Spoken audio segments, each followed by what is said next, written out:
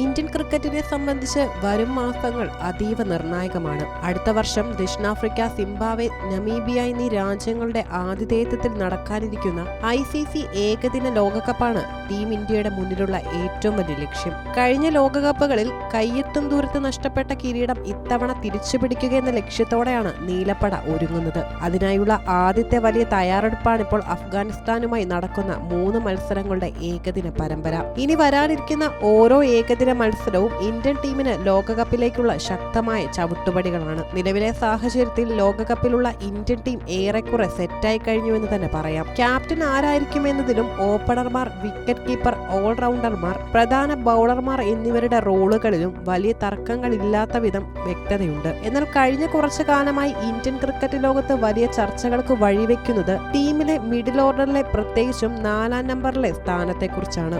ഇവിടെയാണ് ശ്രേയസ് അയ്യരുടെ സ്ഥാനവും ടീമിൽ അവസരം കാത്തുനിൽക്കുന്ന മലയാളി സൂപ്പർ താരം സഞ്ജുവിന്റെ അർഹതയും തമ്മിലുള്ള വലിയ വലിപ്പച്ചെറുപ്പങ്ങൾ ചർച്ചയാവുന്നത്.